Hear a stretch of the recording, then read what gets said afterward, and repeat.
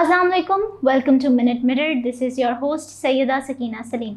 आज हमारे साथ एक बहुत ही डाइवर्स पर्सनालिटी मौजूद हैं।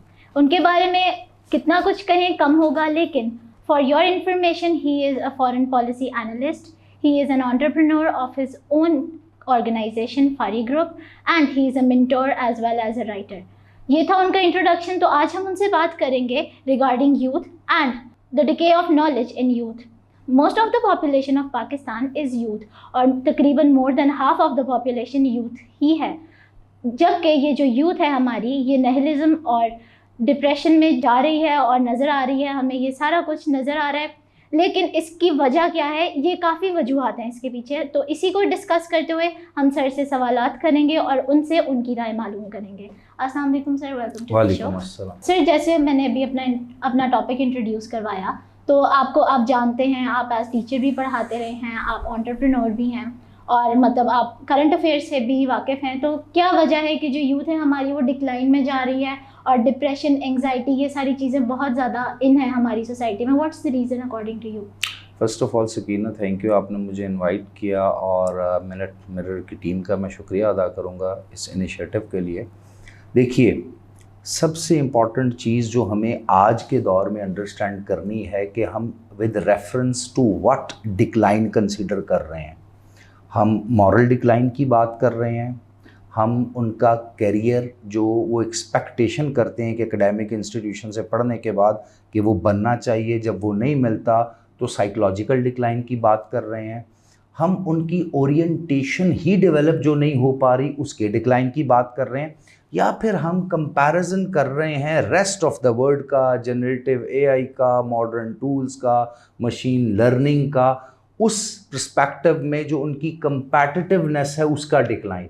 तो अगर तो ओवरऑल यूथ के डिक्लाइन की बात की जाए तो मैं तो समझता हूँ कि जो इस वक्त जनरेशन जी एंड जो जनरेशन अल्फ़ा इस वक्त स्कूल्स में मौजूद है, ये वो एक प्रोवर्ब है बड़ा खूबसूरत अंग्रेज़ी का, child is a father of man. हर अगली नस्ल पिछली नस्ल से बहुत बेहतर होती है। सो अपेरेंटली चूँकि पूरी दुनिया ट्रांसफॉर्म हुई, ट्रेंड चेंज हुए, सोशल मीडिया आया, इवन इलेक्ट्रॉनिक मीडिया भी पाकिस्तान में अभी काफ़ी नेसेंट है। एकेडमिक इंस्टीट्यूशन इस चेंज को अभी एब्जॉर्ब नहीं कर पाए। पब्लिक सेक्टर इंस्टीट्यूशन तो अनफॉर्चुनेटली काफ़ी ज़्यादा पीछे हैं। प्राइवेट सेक्टर में जो मॉडर्नाइजेशन हो रही है उसका एक स्पेसिफिक इम्पैक्ट भी आता है। सोसाइटी थोड़ी सी ट्रेडिशनल है, नौकरी कल्चर है, नौकरी मिल जाए उसके बाद करियर बन जाएगा, उसके बाद शादी हो जाएगी। ये ओल्ड स्कूल्स थे, वो ओल्ड स्कूल अभी भी बच्चों को बताया और पढ़ाया जाता है। हालांकि मॉडर्न डे में स्टार्टअप्स की बात है, एंटरप्रेन्योरशिप की बात है, इंट्रापर्सनल स्किल्स की बात है, पर्सनालिटी ग्रूमिंग की बात है। जिस तरह अभी मैं आपसे ऑफिस में बात कर रहा था कि अब ब्रांड कोई प्रोडक्ट नहीं है, ये ब्रांड नहीं है, it is not a brand, it is not a brand, what I am wearing it is not a brand until unless I am a brand. So branding अब इंसानों की पूरी दुनिया में हो रही है। सो इस कंपैरिजन में अगर आप देखें तो यूथ डिक्लाइन कर रही है। यस, अगर हम रेस्ट ऑफ द वर्ल्ड का कंपैरिजन करें, अगर हम ये देखें कि क्या हमारी यूथ के पास अपॉर्चुनिटीज़ भी हैं, जी हाँ, हमारी यूथ के पास अपॉर्चुनिटीज़ हैं। देखें, सोशल मीडिया से, आपके सोशल मीडिया के चैनल से, आपके यूट्यूब से, आपके जनरेटिव एआई से, आपकी चैट जीपीटी से, आपकी डीप सीक से, आपके मॉडर्न टूल से बहुत सी अपॉर्चुनिटीज़ क्रिएट हुई हैं। और जो लोग ये कह रहे हैं कि हम उस तरह से जॉब मार्केट को एक्सेस नहीं कर पाएंगे, 90 मिलियन जॉब्स चली जाएंगी, भाई 130 मिलियन जॉब्स क्रिएट भी तो हो रही हैं। सो मैं नहीं मानता कि यूथ उस तरह से डिक्लाइन की तरफ जा रही है। Yes, with reference to our neighbouring nations, specifically India, या with reference to the modern western culture, हम पीछे हैं उनसे। और उनसे हमारे पीछे रहने की वजूहात हमारे अपने यहाँ के कुछ गवर्नमेंटल डिसीजन मेकिंग है। यूथ चाहे पब्लिक सेक्टर है या प्राइवेट सेक्टर है, उस पर हम देखें, इन्वेस्टमेंट चीज़ों पे नहीं होती, इंसानों पे होती है।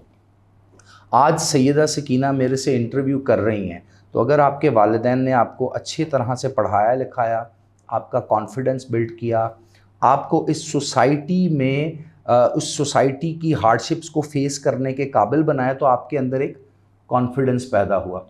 आज से 4-5 साल बाद सैयदा सकीना बहुत अच्छे मुकाम पर होंगी। So what is this? अगर हम इस पर्सपेक्टिव से देखें तो इस पर्सपेक्टिव से हमें पता चलता है इंसानों पर इन्वेस्टमेंट करें। जब आप इंसानों पे इन्वेस्टमेंट करेंगे तो इंसान आपको उस मुकाम पर, देखें चाइना के अंदर क्या हुआ, 1978 में डेंग ज़ियाओपिंग जब डूबते हुए चाइना को बचाने आया तो उसने कॉन्स्टिट्यूशन अमेंड किया, 1982 में नया कॉन्स्टिट्यूशन लेके आया। उसने कहा 90 करोड़ के करीब लोग जो हैं बिलो पॉवर्टी लाइन है, और 90 करोड़ लोगों को, जाहिर सी बात है पॉपुलेशन भी आगे बढ़नी थी, उसने कहा मैं इनको पॉवर्टी लाइन से उठाऊंगा। तो कैसे उठाया? उसने सड़कें नहीं बनाई, उसने ब्रिजेस नहीं बनाए, उसने डैम्स नहीं बनाए, उसने सबसे पहले क्या बनाए? एकेडमिक इंस्टीट्यूशन, और ट्रेडिशनल एकेडमिक इंस्टीट्यूशन नहीं, मॉडर्न डे जो आपका एकेडेमिया है, रिसर्च है। देखें अगर कोई शख्स कम्युनिकेशन स्किल में अच्छा है तो उसको मीडिया की फील्ड में डालें। कोई शख्स ऐसा है कि वो अच्छा थिंकर है, उसको राइटिंग की फील्ड में डालें, उसको प्रोजेक्ट डेवलपमेंट की फील्ड में डालें। जिस तरह हमारे यहाँ जब हम कंसल्टेंसी अपने क्लाइंट को देते हैं तो हम उन कैंडिडेट को पहले तैयार करते हैं जो प्रोडक्ट डेवलपमेंट आइडिया से लेके एंड प्रोडक्ट मैनेजमेंट में उनका काम ज़्यादा होता है। इसी तरह अगर कोई बंदा बहुत ज़्यादा टेक्निकल है, उस चाइना ने ये काम किया, चाइना ने फुल ब्राइट स्कॉलरशिप दिए अपने बच्चों को, अपने कैंडिडेट्स, अपने स्टूडेंट्स को, और उनको कहा यूरोप की यूनिवर्सिटीज़ में जाओ। 10 साल बाद वो वापस आए। आज चाइना कहाँ पर है? आज दुनिया के बड़े तैयारे चाइनीज़ तैयारे से ही पाकिस्तान ने गिराए। राफेल को हमने GS-10 से गिराया, PL-15 जो उसका मिसाइल सिस्टम जो उसमें तैयारे में नस्ब है। इसी तरह चैट GPT को काउंटर किसने किया? डीप सीक ने काउंटर किया। चाइनीज़ इकॉनमी अगर थोड़ी सी भी फ्लेक्सिबल ना हो तो वेस्ट डैमेज हो जाएगा पूरे का पूरा। आप देख लें कि आईफोन के CEO ने डोनाल्ड ट्रंप को ये कहा कि अगले 5 साल तक, एटलीस्ट 5 years वी नीड, अगर आप तमाम फैसिलिटीज़ हमें US में देते हैं फिर भी हम चाइना की जो कैपेसिटी है आईफोन को डेवलप करने की, उतने पीस जनरेट करने की और उस टेक्नोलॉजी को अपग्रेड करने की, उसको मैच करने के करीब अगले 5 साल तक होंगे। आप अंदाज़ा लगाएं चाइना कहाँ पर पहुँच गया। So the most important thing is that कि यूथ के ऊपर पैसे लगाना बहुत ज़रूरी है। फिर इस डिक्लाइन के जो कंसर्न्स हैं वो हमें समझ आएंगे। सर अब जैसे आपने यूथ की डिक्लाइन की बात किया, इसके अंदर डोंट यू थिंक कि हमारे यहाँ पर अवेयरनेस भी उस तरह नहीं है यूथ के अंदर? मतलब जैसे अब हमारे पास काफ़ी इनिशिएटिव्स आ गए हैं, मेजर्स आ गए हैं, ऑनलाइन अर्निंग है, ई अर्निंग है, फाइवर जैसी ऐप्स मौजूद हैं, then we have GPT also जिसके थ्रू हम हेल्प कर सकते हैं। जैसे कि अभी आप और मैं डिस्कशन कर रहे थे कि GPT को प्रॉम्प्ट्स वगैरह दें तो वो एक इंटायरली आपको सारा कुछ इवन एज एन एजुकेशनलिस्ट समझा देता है। तो डोंट यू थिंक कि ये अवेयरनेस भी जनरेट करने की ज़रूरत है हमारी यूथ में? देखें सकीना, सबसे इम्पॉर्टेंट चीज़ ये है कि किसी भी मुकाम पर जाने के लिए उसके पहले के कुछ स्टेप्स होते हैं जिसको फाउंडेशन कहते हैं। आप किसी भी अच्छे स्कूल में अगर बच्चे को डालते हैं ना तो वहाँ किंडरगार्टन के नाम से होता है, बिल्कुल प्ले ग्रुप से उसको डेवलप किया जाता है, फिर उसको क्लास 1, 2, 3 तक लाया जाता है। इवन के अभी जो अच्छे प्राइवेट स्कूल्स हैं उन्होंने प्राइमरी ईयर प्रोग्राम पाकिस्तान में पिछले को 5-6 साल से इंट्रोड्यूस करवाया है, PYP। इसमें 5वीं जमात तक बच्चे का पेपर ही नहीं होता, सिर्फ बच्चे को क्रिएटिविटी पे लगाया जाता है, असाइनमेंट्स पे लगाया जाता है, पर्सनालिटी डेवलपमेंट पे लगाया जाता है, सेल्फ लर्निंग पे लगाया जाता है, कम्युनिकेशन स्किल डेवलप करने पे लगाया जाता है। सो अगेन बात वहीं पे आएगी कि फाउंडेशन स्टोन कौन रखेगा। यूरोप के अंदर ये काम बहुत पहले से हुआ, चाइना के अंदर ये काम बहुत पहले से हुआ, पिछले 15 साल में भारत में भी ये काम हुआ।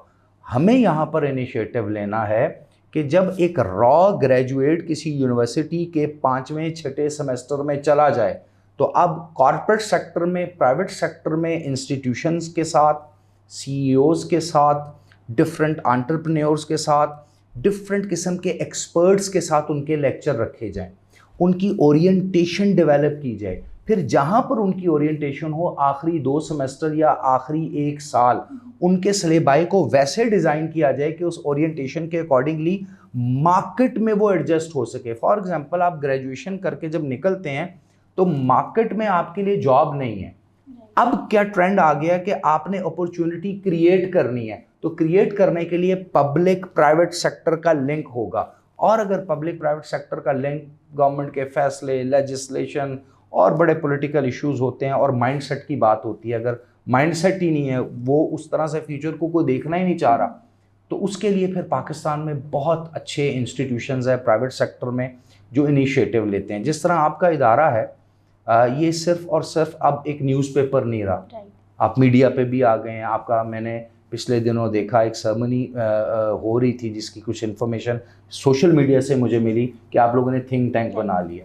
हमारा एक इदारा है, हमारा थिंक टैंक है, रिसर्च इंस्टीट्यूशन है, पब्लिकेशन है, कंसल्टेंसी है। मैं सैकड़ों ऐसे इदारे लाहौर, कराची, इस्लामाबाद में आपको बता सकता हूँ जो खुद से इनिशिएटिव लेके काम कर रहे हैं। नाउ यूथ यहाँ पर जाके इंटर्नशिप कर सकती है।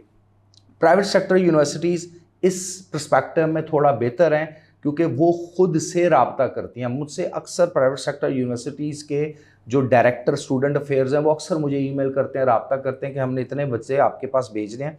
बल्कि पिछले दिनों मुझे गवर्नमेंट के इंस्टीट्यूट से, पंजाब के जो गवर्नमेंट गर्ल्स कॉलेजेस हैं वहाँ के इंस्टीट्यूट से भी एक रब्ता हुआ कि हमारे भी स्टूडेंट्स को आप इससे रिलेटेड, कम्युनिकेशन से रिलेटेड या जिस तरह आर्टिकल लिखने से रिलेटेड और बहुत सी ऐसी एक्टिविटीज़ हैं, इसमें इनको इंटर्नशिप अगर आप ऑफ़र करें तो आप देखें जब आप इंटर्नशिप ऑफ़र करेंगे, बच्चा वहाँ पे जाएगा, अभी वो अपने आखिरी 2 सेमेस्टर्स में है, वही इंटर्नशिप उसका प्रोजेक्ट भी कंसीडर होगी। वो बच्चा वहाँ सीख भी जाएगा, कुछ उसको स्टाइपेंड भी मिल जाएगा, वजीफ़ा भी मिल जाएगा, उसके आने जाने का ख़र्चा भी उसको मिलेगा। फिर जो सकीना वर्किंग एनवायरनमेंट होता है ना, वो यूनिवर्सिटी से डिफरेंट होता है, वो प्रोफेशनल एनवायरनमेंट होता है। आपको कपड़े पहनना आते हैं, आप ग्रूम होते हैं, आपको बात करना आती है, आपको एक वर्किंग एनवायरनमेंट में एडजस्ट होने की बहुत सी लर्निंग की अपॉर्चुनिटीज़ मिलती हैं। सो वहाँ से वो जो प्रैक्टिकल इंटर्नशिप है, सो फिर वहाँ पर आपको स्मार्ट लोग मिलते हैं, मेहनती लोग मिलते हैं, यंग लोग मिलते हैं जो करियर को डेवलप करना चाहते हैं। और इसमें मैं नुक्ता एक और बता दूँ कि हर वो शख्स जो चाहता है कि वो एंटरप्रेन्योर बने, वो बिज़नेस करे, उसके पास ये अपॉर्चुनिटी नहीं होती कि उसके पेरेंट्स कोई बिज़नेस चला रहे हों। अगर वो फिर भी ये सेल्फ एम्प्लॉयड होना चाहता है, यानी बिजनेसमैन को आप कहते हैं इज सेल्फ एम्प्लॉयड, जॉब तो वो फिर भी कर रहा है, वो अपना टास्क तो डेली बेस पे कर रहा है, क्या पता वो रात 12-1 बजे तक ही कर रहा हो, कहीं नौकरी तो फिर भी 5-6 बजे बंदा घर चला जाता है। सो अगर आप सेल्फ एम्प्लॉयड अपने आप को कर लेते हैं तो उससे सबसे बड़ा फ़ायदा ये होगा कि इन नियर फ्यूचर आप 2-4-5 साल कहीं पर नौकरी करें, एनवायरनमेंट को सीखें, चीज़ों को सीखें और फिर आप अपने प्रोजेक्ट पे काम करें।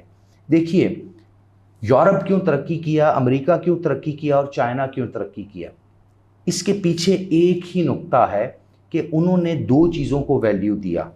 पहली चीज़, ट्रेडिशनल अप्रोच अगर पिट गई है, फेल हो गई है, उन्होंने नए ट्रेंड्स को, नए स्टाइल्स को फ्लेक्सिबल तरीके से अडेप्ट किया, उन्होंने कहा आने दें।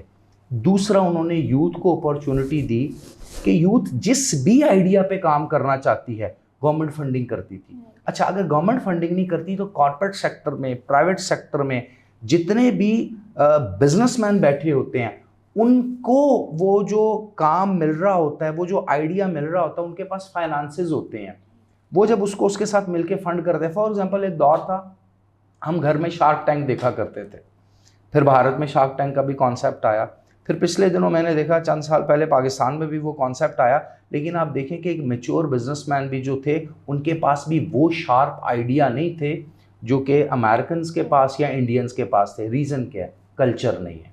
यानी आपने भेड़ चाल नहीं चलनी है, आपने किसी को कॉपी नहीं करना, सबसे पहले आपने कल्चर डेवलप करना है। कल्चर क्या है कि नौकरी करने से जान छुड़ाएं। नौकरी बुरी चीज़ नहीं है, अच्छी अपॉर्चुनिटी है। बट सकीना, अगर मैं as a person, as a Farhan मैं अपने आप को देखता हूँ तो मैं कहता हूँ मुझे ज़िंदगी तो एक ही दफ़ा मिली है, इस एक ज़िंदगी में मैं किसी और के ख्वाब सच्चे करूँगा या अपने? अगर मेरे पास अभी फाइनेंसेस नहीं है तो मैं नौकरी करूँगा, मैं अपने आप को मेंटेन करूँगा, मैं सीखूँगा, फिर मैं कहीं ना कहीं से 2 साल, 5 साल, 6 साल, 10 साल लग जाएंगे, मैं वो पैसे इकट्ठे करूँगा, फिर मैं सीख चुका हूँगा, और एक और चीज़, जिस भी आइडिया के ऊपर आप काम करना चाहें उस आइडिया से रिलेटेड आपकी बैकग्राउंड नॉलेज हो। आप सॉफ्टवेयर पे काम करना चाहते हैं, आपको बेसिक सॉफ्टवेयर लैंग्वेजेस आनी चाहिए। आप वेबसाइट डेवलपमेंट है, वर्डप्रेस पे काम कर रहे हैं, नो वरीज, आपको साथ साथ HTML CSS जावा भी आना चाहिए। आप कोई एप्लीकेशन डेवलप करना चाहते हैं, आपको पाइथन भी आना चाहिए। ये वो बेसिक चीज़ें हैं जिसके ट्यूटोरियल्स यूट्यूब पर भरे पड़े हैं, जिसके ट्यूटोरियल्स ChatGPT आपको देता है। मतलब अब आपको बहुत ज़्यादा एक्सपेंडिचर नहीं करना, अपने माइंडसेट को डेवलप करना है। सो मेरे नज़दीक तो अगर कोई गवर्नमेंट या प्राइवेट सेक्टर आपस में पब्लिक प्राइवेट पार्टनरशिप में आना अगर मुश्किल भी है या वो ट्रेंड अभी नहीं भी है, तो जो प्राइवेट सेक्टर में अवेलेबल अपॉर्चुनिटीज़ हैं, स्पेशली यूनिवर्सिटीज़ और जिस तरह आपका इदारा है, आप जैसे इदारे, आप लोग ऑफ़र करें लोगों को, हम लोग ऑफ़र करें, इंटर्नशिप्स ऑफ़र करें, स्टाइपेंड्स ऑफ़र करें। और फिर एक और चीज़ बड़ी खूबसूरत है, बाज़ का आपके पास आइडिया होता है, आप वो आइडिया लेके किसी के पास जाते हैं। फॉर एग्जांपल मैं मुझे बहुत ज़्यादा मतलब अच्छा लगता है, मैं डॉक्यूमेंट्रीज़ और ऑटोबायोग्राफीज़ बहुत पढ़ता हूँ। डॉक्यूमेंट्रीज़ देखता हूँ, ऑटोबायोग्राफीज़ पढ़ता हूँ। मैंने ये देखा कि दुनिया के जो बड़े प्रोजेक्ट जिन लोगों ने लगाए, वो अपना प्रोजेक्ट लेके किसी के पास ज़रूर जाते थे, या उनको फाइनेंस हुआ या उनको फाइनेंस नहीं हुआ, लेकिन वो प्रोजेक्ट लगा। पाकिस्तान में ना फाइनेंसर यानी जिसने इन्वेस्टमेंट करनी है वो इस कल्चर को समझ सका, और ना जिसके पास बेचारे के पास आइडिया है वो उसको कोई अच्छा फाइनेंसर मिल सका जिसके साथ वो मिलके कोई प्रोडक्ट लॉन्च कर सकें। So the most important thing is public private partnership. और अगर ऐसा नहीं होता तो फिर प्राइवेट इदारों को अपॉर्चुनिटी देनी है, पब्लिक सेक्टर और प्राइवेट सेक्टर यूनिवर्सिटीज़ के आखिरी सेमेस्टर के बच्चों को। तो जो आज हम एक प्रोग्राम रिकॉर्ड कर रहे हैं, तारीख का तो ये हिस्सा बनेगा, कई साल बाद जब हम दोबारा कोई प्रोग्राम करेंगे तो आप देखिएगा इसका बेनिफिट क्या होगा कि वो जो डिक्लाइन हमें नज़र आ रहा है वो डिक्लाइन नहीं है, उसमें भी अपॉर्चुनिटी है। जी सर, जैसे भी आपने बात की कि पब्लिक प्राइवेट पार्टनरशिप होनी चाहिए और जो यूथ है उनको ये अवेयरनेस होनी चाहिए कि एक जो एंटरप्रेन्योरशिप है वो कैसे इनिशिएटिव ले सकते हैं खुद से। लेकिन इसमें मेरा ये क्वेश्चन है, अब जैसे हमारी यूथ है, मैंने मेजॉरिटी स्टूडेंट्स को देखा है, रीसेंट ग्रेजुएट्स को, उनके पास सिर्फ एक एम होता है आफ्टर देयर डिग्री कि हम CSS की अटैम्प्ट दे देंगे। बिल्कुल सही। जो कि रिसेंटली काफ़ी एक हाइप क्रिएट हुई है कि CSS की अटैम्प्ट दे देंगे, लाइफ सेटल हो जाएगी। तो इसके अंदर आप क्या कहेंगे कि एक ऐसी जॉब जो कि मतलब स्टिल अनसर्टेनिटी की बेसिस पे है कि अगर आप CSS के एग्जाम्स देते हैं तो काफ़ी चांसेस हैं कि आप क्लियर कर जाएं और काफ़ी चांसेस हैं कि आपसे क्लियर ना हो, स्टिल वो फिर एक डिक्लाइन में जाएंगे, डिप्रेशन में जाएंगे कि हमसे क्लियर नहीं हो पाया। तो इसके अंदर उस चीज़ को कैसे ख़त्म किया जाए कि instead of going for another examination जो कि एक लेंथी प्रोसीजर है, उसकी बजाय आप क्यों नहीं अपने ही गोल पर, अपनी ही ड्रीम पर फोकस करें, जैसे आपने कहा कि बजाय किसी और की नौकरी करने के अपनी ड्रीम को मैं अचीव करूँ। तो उसके लिए आप क्या कहेंगे? सकीना, आपके व्यूवर तो जानते होंगे क्योंकि मुझे टीवी यूट्यूब पे देखते रहते हैं, मैंने 2 बार CSS का इम्तहान दिया, दोनों बार पास किया। मुझे मेरी मर्ज़ी का डिपार्टमेंट नहीं मिल सका। मुझे फ़ॉरेन ऑफिस या पुलिस सर्विस पसंद थी। आपको पता है, आपका पंजाब का डोमिसाइल हो, फिर और बड़े मसाइल हैं, फिर आपको टॉप मेरिट पे आना पड़ता है। उसके बावजूद भी मैंने 2 प्रोजेक्ट रखे।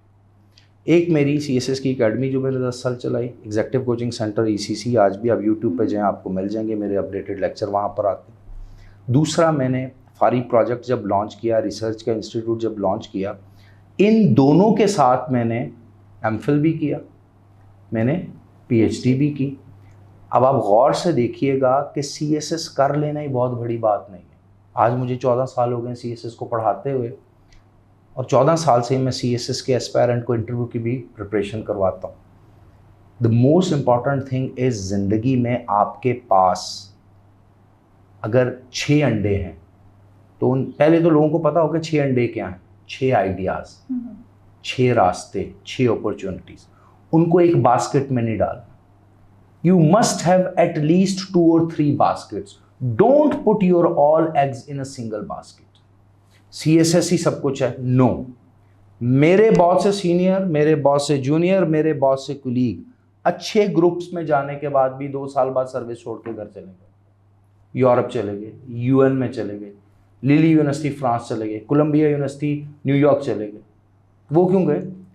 क्वींसलैंड यूनिवर्सिटी चले गए। क्यों गए? वो उनको तो अच्छे ग्रुप्स मिल गए थे। देखिए जब हम ग्रो कर रहे होते हैं ना तो कुछ एस्पायरेशंस होती हैं, जब हम वो अचीव करते हैं और हमें अपनी कैपेसिटी कैपेबिलिटी पता चलती है मैं तो उससे ऊपर का बंदा हूँ, फिर आप उसके लिए एस्पायर करते हैं। सो आपके पास बीइंग अ यंग पर्सन 21 से 30 साल के दरमियान CSS PMS आर ऑप्शंस। आप साथ पढ़ते जाएं, साथ जॉब्स करते जाएं, साथ अपने आइडियाज़ पे काम करते जाएं और मेहनत करके पेपर ज़रूर दें।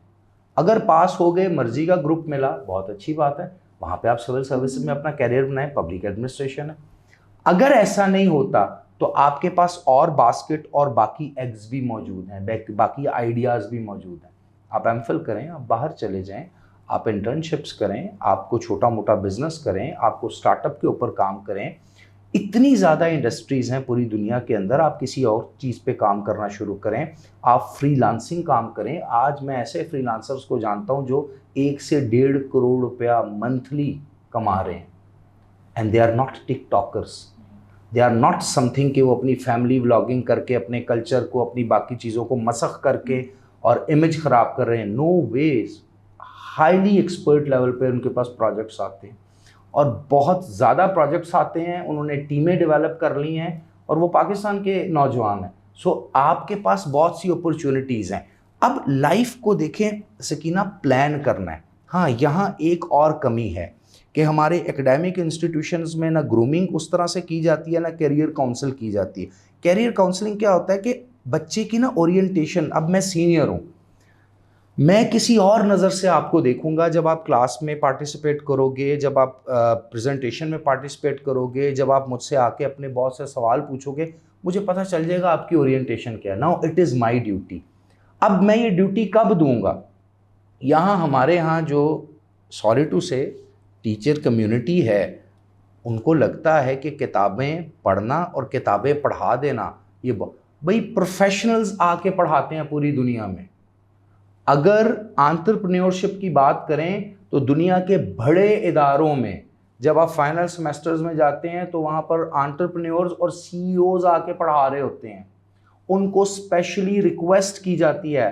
पाकिस्तान में जो विजिटिंग में पढ़ाता है, समझते हैं लोग ये वेल है, इसको कोई रखता ही नहीं। यूरोप और अमेरिका के अंदर सबसे ज़्यादा रिस्पेक्ट उस बंदे की है जो प्रोफेशनल है और विजिटिंग में अपना सारा एक्सपीरियंस जाके यूनिवर्सिटीज़ कॉलेजेस में स्टूडेंट्स को दे रहा है। सो ये भी एक बहुत बड़ा गैप है कि जो रियल टर्म में या रियलिटी में एंटरप्रेन्योरशिप को समझते हैं, प्रोजेक्ट लॉन्च कर चुके हैं, बेशक उसमें फेल हो चुके हैं, उनके आइडिया स्टूडेंट को कब जाएंगे? किताब पढ़ी, किताब की बात आगे पढ़ा दी। यहाँ मैं कोटेशन आपको बताता हूँ।